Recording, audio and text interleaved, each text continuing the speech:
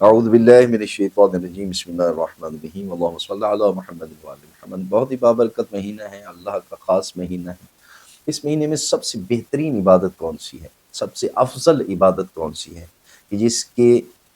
جس کی وجہ سے ہماری دعائیں قبول ہوں؟ تو یہ مہینہ چونکہ اللہ کا مہینہ ہے،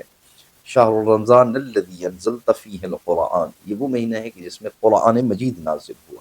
یعنی گویا کہ یہ قرآن مجید کی بہار کا موسم ہے۔ عام طور پر ہے کہ ایک مہینے میں آپ قرآن مجید تکمیل کریں، مکمل کریں، ختم کریں اس کو،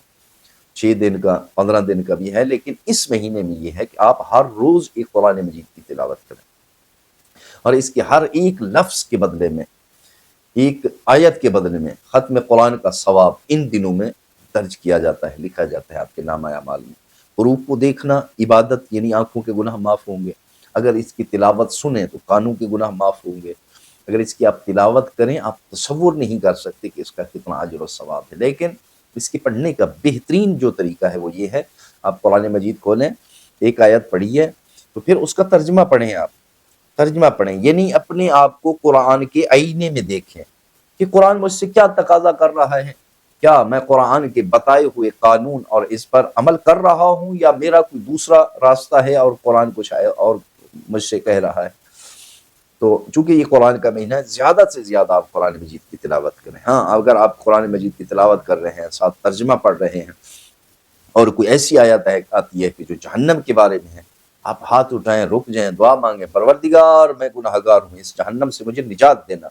اگر کوئی نعمات کے بارے میں آیت آئی ہے، اگر کوئی جنت کے بارے میں آیت آئی، وہیں رک جائیں، ہاتھ اٹھائیں، پروردگار اس جنت میں مجھے بھی جگہ دینا ہے، اس جگہ میں مجھے بھی مکان دینا، اور میرا آخری ٹھکانہ یہی ہونا چاہیے، دعا مانگے۔ اور اگر آپ اس مہینے میں جتنے بھی زیادہ سے زیادہ تلاوت کرتے ہیں قرآن مجید کی، اور اگر آپ ان کو ہدیہ کر دیں چہاردہ معصومین علیہ السلام کی خدمت میں، اور یہ کہیں کہ وہاں سے جتنا ثواب ہو وہ ہمارے اہل و عیال کے مرحومین، تو یہ بہت بہت زیادہ آپ تصور نہیں کر سکتے کہ وہاں سے معصومین علیہ السلام ہمیں کتنا کچھ عطا کرتے ہیں۔ چونکہ ایک چھوٹا آدمی جو ہوتا ہے نا، بڑے آدمی کو اگر کوئی گفٹ، کوئی تحفہ دے تو وہاں سے ایسا نہیں ہوتا کہ جو اس نے دیا ہے اتنی ہی ملتا ہے، نہیں، بلکہ چھوٹا آدمی اپنے استطاعت کے مطابق گفٹ دیتا ہے، اور آگے جتنی بڑی شخصیت ہوتی ہے وہ اس کے مطابق پھر اسی تحفے کو لوٹاتا ہے اور بہترین قسم کا یعنی واپس کرتا ہے۔